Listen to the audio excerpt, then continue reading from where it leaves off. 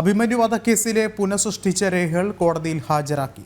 രേഖകൾ കാണാതായ Ernakulam principal sessions കോടതിക്കാണ് prosecution പുനഃസൃഷ്ടിച്ച രേഖകൾ കൈമാറിയത്. കേസ് രേഖകൾ നഷ്ടപ്പെട്ടത് 2019 ജനുവരിയിലാണെന്ന് പ്രിൻസിപ്പൽ സെഷൻസ് കോടതി വ്യക്തമാക്കി. എന്നാൽ രേഖകൾ പുനഃസൃഷ്ടിക്കുന്നതിൽ പ്രതിഭാഗം എതിർപ്പറിയിച്ചു.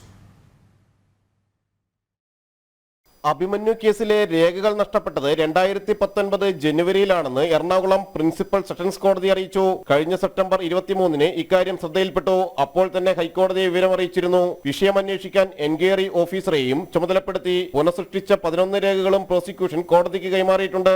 എന്നാൽ പുനഃസൃഷ്ടിച്ച രേഖകളിൽ പ്രതിഭാഗം എതിർപ്പറിയിച്ചു. എതിർപ്പുണ്ടെങ്കിൽ പ്രോസിക്യൂഷൻ ഹാജരാക്കുന്ന രേഖകളുടെ ആധികാരികത പരിശോധിക്കാമെന്ന് കോടതി വ്യക്തമാക്കി.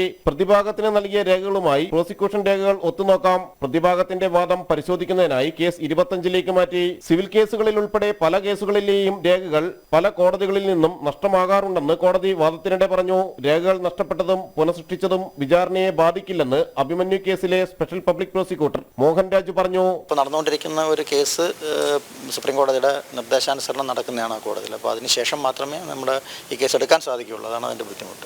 പ്രധാനപ്പെട്ട പ്രതികളെ കിട്ടാനുണ്ടായിരുന്നു. അതിനുശേഷം കോവിഡ് ഉണ്ടായി. അതിനുശേഷം പിന്നെ സുപ്രീം കോടതിയുടെ നിർദ്ദേശാനുസരണം ആ കോടതിയിൽ ഒരു കേസ് നടത്തേണ്ടി വന്നു. അപ്പോൾ ഈ സാഹചര്യങ്ങളിലാണ് വിചാരണ വൈകിയത്. 2018 ജൂലൈ 2-നായിരുന്നു എറണാകുളം മഹാരാജാസ് കോളേജിലെ SFI നേതാവായിരുന്ന അഭിമന്യുവിനെ PFI ക്യാമ്പസ് ഫ്രണ്ട് ഭീകരവാദികൾ കുത്തിക്കൊലപ്പെടുത്തിയത്. 2018 സെപ്റ്റംബറിൽ കുറ്റപത്രവും സമർപ്പിച്ചു. എന്നാൽ പല കാരണങ്ങളാൽ വിചാരണ അനന്തമായി നീളുകയായിരുന്നു. ഇതിനിടയിലാണ് രേഖകൾ നഷ്ടമായ വിവരവും പുറത്തറിയുന്നത്. ജനം, കൊച്ചി.